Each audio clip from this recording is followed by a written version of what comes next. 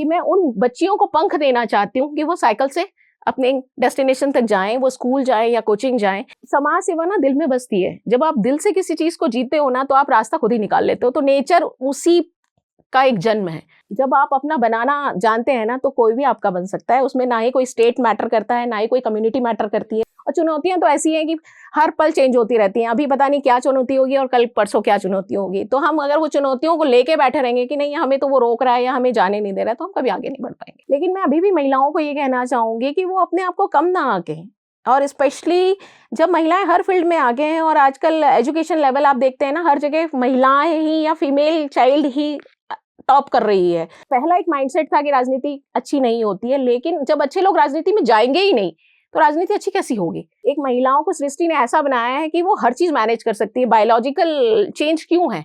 इसीलिए है जो वो सृष्टि का निर्माण कर सकती है, एक समय पर मल्टीपल चीज हैंडल कर सकती है, तो राजनीति क्यों अछूती रहे? महिला ही है जो बैलेंस बना सकती है, और कोई बोलते हैं ना भगवान ने पृथ्वी पे कुछ और कोई प्राणी ही नहीं है जो बैलेंस बना सकता है। कहते हैं ना कि ये मेरे से नहीं होगा, ऐसा माइंड में कभी मत सोचिए। तरीके से आप अपने परिवार में चीजों को देखेंगे और दिखाएंगे ना, तो परिवार अपने आप मैनेज होता है। आज मेरे सास ससुर प्राउड करते हैं कि मेरी बहू इस लेवल पे है। मेरे फादर का तो ये कहना है कि मेरी बेटी ने आज इस लेवल पे है कि मुझे अच्छा लगता है कि मेरा बेटा नहीं है। मेरे जो फादर इन लॉ है वो हमेशा ये कहते हैं कि नहीं मेरी बहू नहीं मेरा बेटा है। तो इससे बड़ा मेरा कोई उपलब्धि नहीं है। तो बस इस महिला दिवस पे मैं यही कहना चाहूंगी कि हम बेचारी नहीं हैं, और बेचारी के मोड से हम बाहर आ चुके हैं, लेकिन उस बेनिफिट को हमें कैसे जगमगाना है ये हमको आना चाहिए।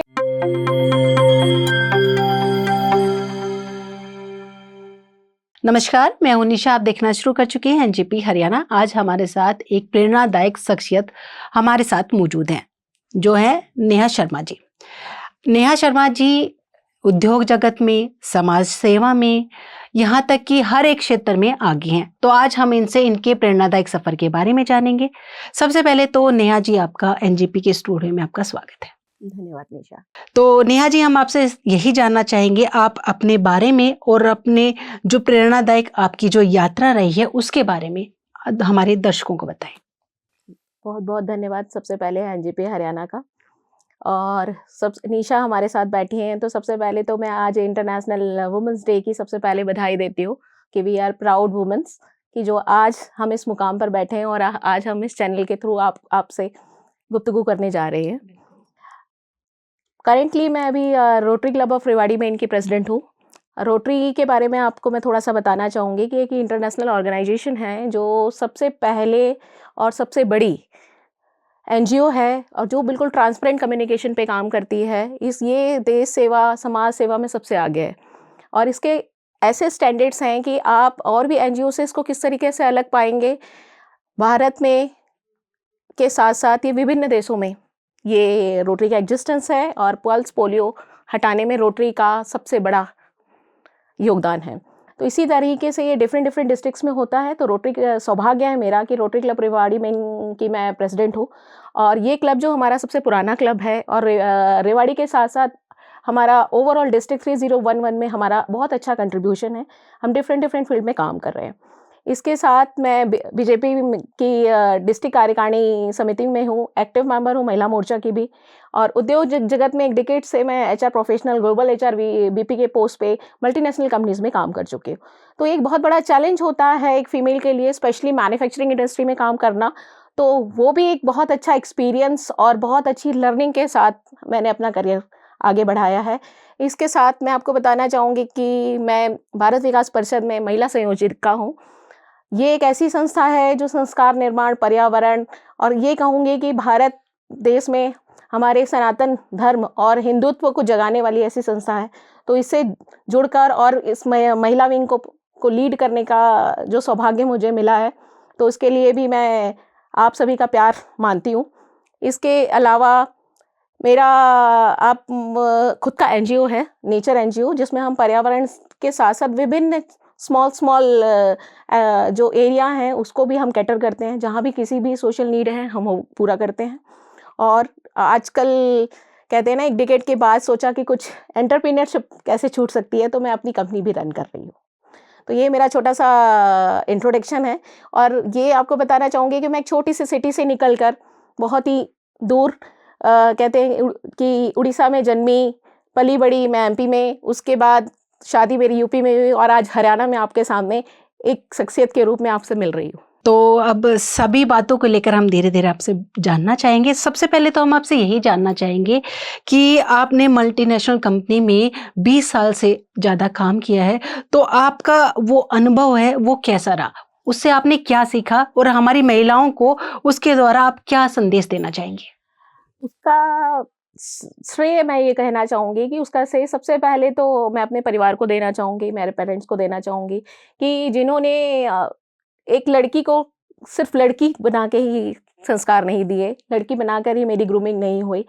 मैं स्टार्टिंग से ही पढ़ने में अच्छी थी, बाहर मैंने स्टडीज़ की, हॉस्टल्स में स्टडीज़ की, तो मैं अपने परिवार से पहली मेंबर थी जो बाहर निकल के पढ़ाई की और इंडस्ट्रीज़ में आई। तो इनिशियली जब हम आए थे, आज से 20 साल पहले का एरा और आज के एरे में ज़मीन आसमान का अंतर है। आप देख रहे हैं कि पहले महिलाओं का पार्टिसिपेशन इस लेवल का नहीं था, तो लोगों का एक्सेप्टेंस था, वो बड़ा चैलेंज था। लेकिन अगर हम इस चीज़ को एज ए चैलेंज लेते हैं और हर स्टेप पे आप लर्निंग मानते हैं, तो आप बहुत जल्दी अपने आप को उस बोलते हैं ना जैसा देश वैसा वेश, और स्पेशली महिलाओं में तो ये कहते हैं ना भगवान इनबिल्ट क्वालिटी लेके भेजता है कि आप जहाँ जाते हो वहाँ के हो जाते हो। तो इंडस्ट्रीज़ में भी इसी तरीके का मेरा एक्सपीरियंस रहा। मैंने बहुत अच्छे लेवल पे काम किया है, बहुत ही कम समय में मैंने एचओडी की पोजीशंस ले ली। और एचआर में एक ऐसा है कि जैसे घर में माँ वैसा एक एचआर। तो आप जिस तरीके से अपने घर को संभालते हैं वैसे आपको एक कंपनी को संभालना होता है, और दोनों की भावनाओं को समझना है आपको, मैनेजमेंट की भावनाओं को भी समझना है, अपने एम्प्लॉइज़ की भी। और उसके बीच आप कैसे ब्रीच करते हैं गैप, और कैसे उसको गैप को मेंटेन करके आप कंपनी को भी प्रॉफिट देते हैं और एम्प्लॉइज़ को भी प्रॉफिट देते हैं। तो एचआर एक वर्सटाइल पर्सनैलिटी है, वो कहीं न कहीं आपको ओवरऑल ग्रोथ और ओवरऑल पर्सनैलिटी ग्रोथ पे भी आपके काम करती है। और इसी उसके साथ मैं शायद सोशली भी जुड़ी हूँ, इसलिए मैं आज स्ट्रॉन्ग सोशल वर्कर के रूप में काम कर पा रही हूँ। और चैलेंजेस तो हर स्टेप पे आते हैं, लेकिन आपका माइंडसेट इंपॉर्टेंट है, आपका पॉजिटिव थिंकिंग और आपका कॉन्फिडेंस वो इंपॉर्टेंट है कि आप कैसे लेते हैं सिचुएशंस को। अगर आप सिचुएशंस को लेके बैठेंगे तो आप कभी आगे नहीं बढ़ पाएंगे। तो इसीलिए और आफ्टर मैरिज मैं बहुत बड़ी गॉड ब्लेस हूँ कि मेरे हस्बैंड का बड़ा सपोर्ट रहा है। और मैं आपको ये भी बताना चाहूँगी कि किसी स्ट्रॉन्ग वुमन के साथ अलाइनमेंट बिठाने के लिए एक स्ट्रॉन्ग पर्सन होता है, तो उसका श्रेय मैं अपने हस्बैंड को देना चाहती हूँ। तो मैं अब आपसे ये जानना चाहूँगी कि जैसे कि आप रोटरी क्लब की प्रेसिडेंट हैं और समाज सेवा के इस मंच तक पहुँचने के लिए आपको प्रेरणा कहाँ से मिली? मैंने पहले ही आपको बताया कि ओवरऑल मेरा फैमिली बैकग्राउंड भी और मेरा ओवरऑल एक्सपीरियंस जो एचआर का, और मैं पब्लिक लविंग पीपल हूँ, मुझे पीपल मैनेजमेंट अच्छा लगता है, मुझे लोगों के बीच रहना अच्छा लगता है। तो कहीं ना कहीं मेरे अंदर ये था कि जब इतना कुछ कर रहे हैं हम अपने लिए, अपने परिवार के लिए, तो समाज में भी देना बनता है, क्योंकि एक साइकिल है। आपने देखा है ना कि भगवान ने एक साइकिल बनाया हुआ है कि हमेशा लेना ही नहीं होता, हमें देना भी चाहिए। तो इसी झील के साथ मैं इस सोशल वर्कर के रूप में आई और रोटरी क्लब से जुड़ी। और रोटरी में मेरा योगदान बहुत इनिशियली फेज़ में ही मैंने बहुत ही अच्छे लेवल पे काम किया।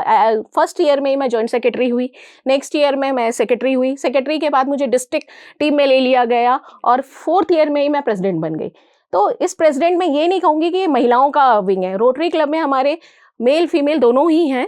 और इसमें सबसे अच्छी बड़ी बात है कि इसमें हमारे सीनियर जो एक एज ग्रुप भी हमारी 60 से लेके आपको 40s के वो हैं, उसमें लोगों का एक्सेप्टेंस भी बड़ा इंपॉर्टेंट होता है कि एज आप महिला और यंग एज की महिला को आप कैसे प्रेसिडेंट लेते हैं। तो ये भी एक बहुत बड़ा चैलेंज था, लेकिन कहते हैं ना कि जब जहाँ पे विल होता है तो आप सब कुछ कर लेते हैं। तो हम यहाँ रोटरी क्लब रेवाड़ी में आप देख ही रहे हैं कि जब से मेरा ईयर स्टार्ट हुआ है तब से हमारा ब्लड डोनेशन हो जाए या आपका किसी भी तरीका रोटरी सेवा केंद्र है, आपके डिफरेंट आपके ऑनर्स से रिलेटेड है, आप कोई भी सर्वाइकल वैक्सीनेशन के ऊपर काम करना चाहते हैं, या आपको हेल्थ अवेयरनेस की बात करते हैं, कोई हेल्थ कैंप की बात करते हैं, हर जगह आप रोटरी को पाएंगे। और रेवाड़ी ने भी मुझे बड़ा प्यार दिया है कि मैं हर जगह मेरे प्रेसिडेंट ईयर में हर प्रोग्राम करने में समर्थ हो पा रही हूँ और आगे भी करती ही रहूँगी। और एक मेरा बहुत ड्रीम प्रोजेक्ट मैं अभी लेके आने वाली हूँ कि जो लड़कियाँ बच्चियाँ गवर्नमेंट स्कूल में पढ़ती हैं और बहुत अच्छी पढ़ने में, लेकिन वो अफोर्ड नहीं कर सकती, तो उसके लिए एक साइकिल डिस्ट्रीब्यूशन का मेरा प्लान है। मैं डिफरेंट डिफरेंट गवर्नमेंट स्कूल्स के बच्चों के नाम ले रही हूँ, 2-2 3-3, कि मैं उन बच्चियों को पंख देना चाहती हूँ कि वो साइकिल से अपने डेस्टिनेशन तक जाएं, वो स्कूल जाएं या कोचिंग जाएं। तो ये हम बहुत जल्दी लेके आने वाले हैं, इसकी मैं डेट भी आप लोगों से शेयर करूंगी और चाहूंगी भी कि ये पंख मैं जैसी उड़ान मेरी रही है उससे कहीं आगे मैं उड़ान किसी और को भी दे पाऊँ। बिल्कुल। अब मेरा अगला सवाल आपसे यही रहने वाला है कि आप एनजीओ नेचर आपके द्वारा जो संचालित किया जा रहा है वो समाज में समाज सेवा के लिए किस तरह के कार्य कर रहा है, उसका उद्देश्य क्या है? देखिए, जब इसको स्टार्ट किया था ना, उस समय मैं आपको कहना चाहूँगी कि कोविड से पहले ही हमने एक मन में आया कि हमें कुछ करना चाहिए। इसमें कहीं न कहीं मेरे हस्बैंड का भी इंटरेस्ट बहुत ज़्यादा था कि पर्यावरण को लेके हम कुछ काम करें। तो आप मानेंगे नहीं कि हमने स्टार्ट अपनी सोसाइटी से किया कि हम 5, 10, 15 पौधे लगा रहे हैं, लेकिन लगा कि हम यहाँ तक ही अचीव नहीं करना है। तो आप जो आपकी गुरु तेग सोसाइटी है, बीएमजे सोसाइटी है, इसके अलावा हमने पूरा जंगल डेवलप किया। हमने स्टार्ट किया था पर्यावरण से कि, और जब कोविड आया तो हमने देखा कि इस पर्यावरण के कारण ही हम भारतवासी बच पाए हैं। नहीं, आप देखते हैं ना कि और देशों में की क्या हालत रही थी और हमारी क्या हालत रही थी। तो नेचर एनजीओ का भी बहुत बड़ा कंट्रीब्यूशन है कि हमने पेड़ पौधों के ऊपर काम किया। इसके अलावा हम वाटर कूलर्स लगाना या कहीं पे किसी गरीब कन्याओं की शादियां हैं वो हम करवाना, क्योंकि समाज सेवा ना दिल में बसती है। जब आप दिल से किसी चीज को जीते हो ना तो आप रास्ता खुद ही निकाल लेते हो। तो नेचर उसी का एक जन्म है। वो एक अभी बहुत बड़े लेवल पे नहीं है क्योंकि हम मल्टीपल संस्था से जुड़े हुए हैं, लेकिन इसी सोच के साथ हमने नेचर को स्टार्ट किया था। आप 1 दशक से समाज सेवा में सक्रिय हैं, तो ऐसी कौन सी चुनौतियां हैं जिनको आपने फेस किया है और आप हमारे दर्शकों को बताना चाहेंगे? चुनौतियां तो हर जगह आती है। मैंने कहा ना कि एक महिला को एक्सेप्ट करना बहुत टफ होता है, और स्पेशली जब वो महिला वहाँ की लोकल ना हो। कहते हैं ना कि कोई भी आता है, मेरा तो चाचा जी यहाँ रहते हैं, या मेरा मायका यहाँ है, या मेरा ससुराल यहाँ है। तो ये सबसे बड़ा था कि हम यहाँ पे यूपी से रहने वाले हैं और हम यहाँ रेवाड़ी में रहे, रेवाड़ी वालों का प्यार मिला है और हम रेवाड़ी के हो गए। आज 15 से 20 साल ऑलमोस्ट कंप्लीट हो रहे हैं मुझे रेवाड़ी में रहते हुए। तो ये एक एक्सेप्टेंस था। अभी भी लोग ये कहते हैं कि आपको लोग जानते कैसे हैं। तो जब आप अपना बनाना जानते हैं ना तो कोई भी आपका बन सकता है। उसमें ना ही कोई स्टेट मैटर करता है, ना ही कोई कम्युनिटी मैटर करती है, ना ही कोई इंसान मैटर करता है। तो आप जिस माइंडसेट के साथ लोगों के साथ जुड़ना चाहते हैं और आपका कहते हैं ना विजन क्लियर होना चाहिए, उसके साथ आपकी ट्रांसपेरेंसी होनी चाहिए कि आप किस फील्ड में जाना चाहते हैं, तो लोगों का प्यार अपने आप मिलता है। और चुनौतियां तो ऐसी हैं कि हर पल चेंज होती रहती हैं। अभी पता नहीं क्या चुनौती होगी और कल परसों क्या चुनौती होगी। तो हम अगर वो चुनौतियों को लेके बैठे रहेंगे कि नहीं हमें तो वो रोक रहा है या हमें जाने नहीं दे रहा है, तो हम कभी आगे नहीं बढ़ पाएंगे। मेरा आपसे अगला सवाल यही है कि आप बीजेपी की कार्यकर्ता हैं और आप महिला मोर्चा से भी जुड़ी हुई हैं, तो आप महिलाओं की भागीदारी राजनीति में कहाँ तक दिखती है? देखिए, इसके लिए तो सबसे पहले मैं धन्यवाद करना चाहूँगी हमारे यशस्वी प्रधानमंत्री जी का कि 33% आरक्षण वो महिलाओं के लिए लेके आ रहे हैं। लेकिन मैं अभी भी महिलाओं को ये कहना चाहूँगी कि वो अपने आप को कम ना आंकें, और स्पेशली जब महिलाएं हर फील्ड में आगे हैं और आजकल एजुकेशन लेवल आप देखते हैं ना, हर जगह महिलाएं ही या फीमेल चाइल्ड ही टॉप कर रही है, हर उसमें जा रही है, तो राजनीति क्यों अच्छी होती है। और आज पहला एक माइंडसेट था कि राजनीति अच्छी नहीं होती है, लेकिन जब अच्छे लोग राजनीति में जाएंगे ही नहीं तो राजनीति अच्छी कैसी होगी। तो जब हम अपना पार्टिसिपेशन ही नहीं करना चाहेंगे और महिलाएं ये सोचे कि मेरा घर परिवार से ज्यादा कुछ नहीं, तो ऐसा नहीं है। आप एक महिलाओं को सृष्टि ने ऐसा बनाया है कि वो हर चीज मैनेज कर सकती है। बायोलॉजिकल चेंज क्यों है, इसीलिए है जो वो सृष्टि का निर्माण कर सकती है, एक समय पर मल्टीपल चीज हैंडल कर सकती है, तो राजनीति क्यों अछूती रहे। तो मैं ये कहना चाहूंगी महिलाओं को कि ज्यादा से ज्यादा पार्टिसिपेशन होना चाहिए। और अब सिनेरियो चेंज हो गया है, लोगों का माइंडसेट चेंज हो गया है, एजुकेशन लेवल बढ़ा है और लोग चाहते हैं कि एक टाइम था जब महिलाओं का मत ही नहीं लिया जाता था, लेकिन अब वो समय नहीं है। हम वो सारी चीजों को से बहुत आगे बढ़ चुके हैं, और उसके बाद भी हम अगर अब अपना पार्टिसिपेशन नहीं देंगे तो मैं ये कहूंगी कि अंदर ये महिला दिवस मनाने का कोई मतलब नहीं है। बिल्कुल बिल्कुल, आप एक उद्यमी भी हैं, राजनेता भी हैं और एक समाज सेविका भी हैं। तो मैं यही जानना चाहूंगी कि इन सब चीजों के बीच में आपने जो बैलेंस बनाया, जो संतुलन बनाया, वो किस प्रकार बनाया? मैंने आपको पहले भी बताया कि महिला ही है जो बैलेंस बना सकती है, और कोई बोलते हैं ना भगवान ने पृथ्वी पे कुछ और कोई प्राणी ही नहीं है जो बैलेंस बना सकता है। आप जब एक बेटी दूसरे घर में आके वो सब कुछ सबको अपना बना लेती है और सारे काम मैनेज कर लेती है, फिर वो आप करियर भी मैनेज कर लेती है, तो ये कोई बड़ी चीज़ नहीं है। और लेकिन इसके साथ मैं ये कहना चाहूँगी कि आपका परिवार आपको कैसे सपोर्ट करता है, और परिवार अगर सपोर्ट नहीं करता है तो उनको सपोर्ट कैसे करवाना है, हमें उनमें कैसे घुलना है और उनको कैसे कन्विंस करना है। और वही महिला बैलेंस बना पाती है जो अपने परिवार को कन्विंस कर लेती है और परिवार का सपोर्ट होता है। तो ये बैलेंस बहुत कह सकते हैं कि आपका टाइम मैनेजमेंट है, विजन है, पॉजिटिव माइंडसेट है, कॉन्फिडेंस है, आपकी नेटवर्किंग है और आज आपका कम्युनिकेशन है। आप परिवार की तरह ही ले। आप कहते हैं ना कि ये मेरे से नहीं होगा, ऐसा माइंड में कभी मत सोचिए। आप जैसा एनवायरनमेंट क्रिएट करते हैं ना, वैसा एनवायरनमेंट आपके आसपास आता है। ये मेरा एक बहुत बड़ा कह सकती हूँ ना मंत्रा है कि हम जैसा सोचते हैं वैसा होता है, हम जैसा एनवायरनमेंट बनाते हैं वैसा हमारे आसपास होता है। तो ये सारी चीज़ें बैलेंस इसी तरीके से हो रही हैं। आज मेरे 2 बच्चे हैं, दोनों बच्चे बहुत अच्छे स्कूल में पढ़ाई करते हैं और अच्छे स्टूडेंट्स हैं। और स्टूडेंट्स के साथ साथ क्या, मेरी बिटिया तो मल्टीपल सेगमेंट्स में है, वो आज खिलाड़ी भी है, वो कथक भी सीखती है और आज वो पब्लिक स्पीकर भी है। तो ऐसा नहीं है कि मैं बाहर रहती हूँ कि मेरे बच्चों को मैं नहीं देख पा रही हूँ। तो आज वो मुझे देखती है तो कहीं ना कहीं वो रोल मॉडल देखती है कि मेरी मदर है तो मुझे भी इस तरीके से करना है। तो ये भी आपका सिखाने का तरीका है। तो ये इस तरीके से आप अपने परिवार में चीज़ों को देखेंगे और दिखाएंगे ना, तो परिवार अपने आप मैनेज होता है। आज मेरे सास ससुर प्राउड करते हैं कि मेरी बहू इस लेवल पे है। तो ऐसा नहीं है कि कोई किसी का परिवार रोकता है, लेकिन आप उनको जस्टिफाई करना, उनको कन्विंस करना, ये आपके पास है। और ये पावर तो महिलाओं के अलावा किसी के पास नहीं है।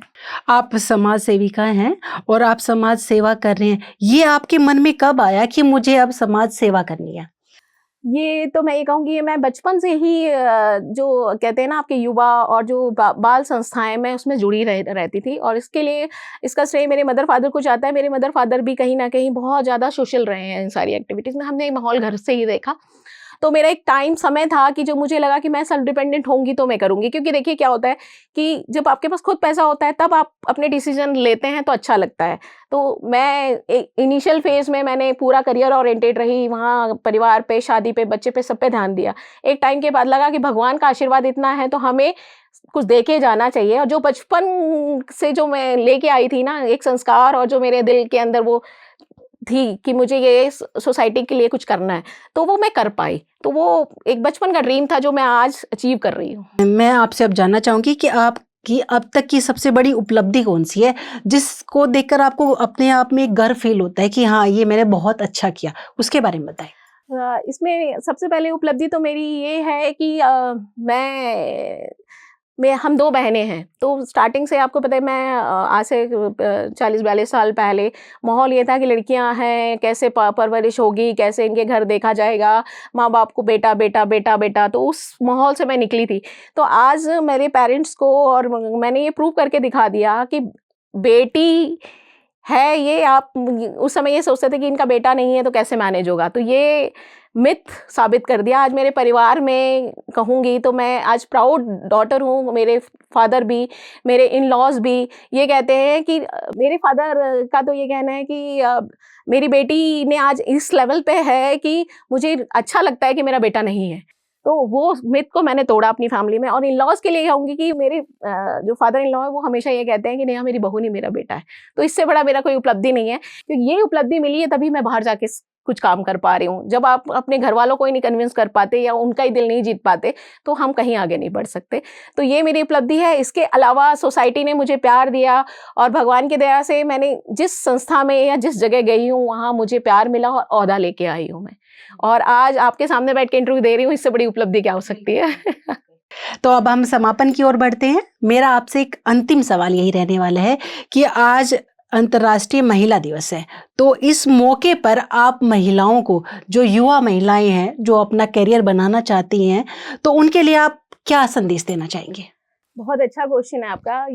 सबसे पहले तो युवा महिलाओं के लिए मैं स्पेशली कहूँगी कि जो मॉडर्नाइजेशन आया है या पाश्चात्य संस्कृति को हमने इतना ज़्यादा अडॉप्ट कर लिया है ना, तो हम अपनी संस्कृति को छोड़ रहे हैं और इसी कारण हमारे क्लैशेस बढ़ रहे हैं हमारी सोसाइटी में, हमारे घर वालों के साथ, हमारे सोसाइटी के साथ।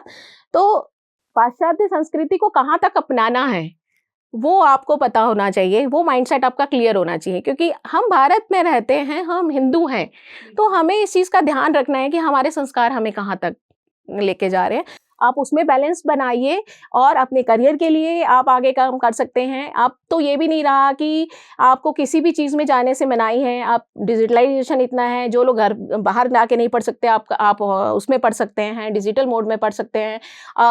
कई एग्जाम्पल ऐसे हैं कि जहाँ पे लड़कियां को बाहर नहीं जाने दिया जाता था, वो लड़कियां भी अब बाहर जाके स्टडीज़ करने लगी हैं, और महिलाएं ऐसी हैं जो शादी से पहले नहीं कर पाई तो शादी के बाद स्टडीज़ कर रही हैं, तो वो मौके हैं। लेकिन अगर आप पाश्चात्य संस्कृति के चक्कर में, मॉडर्नाइजेशन के चक्कर में मिसयूज़ करते हैं अपनी राइट्स को ना, तो कहीं ना कहीं आप अपने वो ऑरा को बदल देते हैं। तो मैं ये कहूँगी कि आप उसको बैलेंस बनाएं और अपने ऑरा को, एक बोलते हैं ना, संस्कार निर्माण और चरित्र निर्माण की ओर लेके जाएंगे, तो आप असली महिला दिवस का सम्मान करेंगे और आपको कोई नहीं रोक सकता सूरज की तरह जगमगाने से। और दूसरी चीज़ है कि एक मैसेज मैं देना चाहूँगी हमारी सारी महिलाओं को, कि एक महिला का दूसरा महिलाओं को सपोर्ट करना सबसे इम्पॉर्टेंट है। जो ये बहुत लंबे तरीके से रूढ़ी चली आ रही है कि एक महिला दूसरी महिला का सपोर्ट नहीं करती है। Stand for each other. अगर हम एक दूसरे के लिए नहीं खड़े हो सकते तो हम दूसरों के लिए कैसे खड़े हो सकते हैं? तो कभी भी आप इस चीज़ को मत वो करिए कि हम, वो आगे निकल रही है तो हमें उसके बारे में गलत मिथ या उसके चरित्र से लिंक कर देना है। तो इन चीज़ों का ध्यान रखें। जो हमें राइट्स मिले हैं या जो फैसिलिटीज़ हमें मिल रही है, उसका मिसयूज़ ना करके उसके बेनिफिट लेके हमें उसको और कैसे कहते हैं ना, संस्कार निर्माण और अपने चरित्र निर्माण, सृष्टि निर्माण के लिए जो महिलाओं का योगदान रहा है, उसका हम रिस्पेक्ट करें। तो बस इस महिला दिवस पे मैं यही कहना चाहूँगी कि हम बेचारी नहीं हैं और बेचारी के मोड से हम बाहर आ चुके हैं, लेकिन उस बेनिफिट को हमें कैसे जगमगाना है, ये हमको आना चाहिए और इस चीज़ का हमेशा अपनी जिम्मेवारियों के साथ साथ हमें समाज को भी आगे बढ़ाना है। बिल्कुल बिल्कुल। तो नेहा जी, आपका बहुत बहुत धन्यवाद। आपने अनुभव, अपने विचार, अपने प्रेरणादायक जो बातें हैं हमसे साझा की, उसके लिए बहुत बहुत धन्यवाद। जी, थैंक यू। धन्यवाद।